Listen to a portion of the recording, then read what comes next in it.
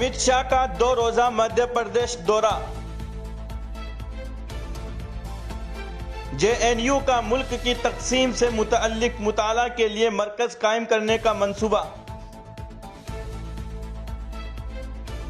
ताहिर हुसैन के खिलाफ money laundering case पर समाअत आज।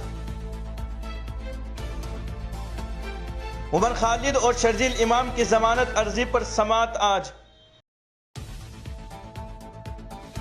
हुकूमत गाय के ज़बीहा को रोकने के लिए कानून बनाए, दंडी स्वामी।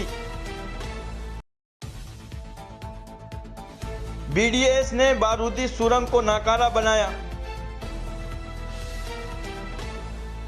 इमरान की गिरफ्तारी का अंदेशा, पीटीआई ने एहतजाज और मुजाहरे का इंतबाह दिया।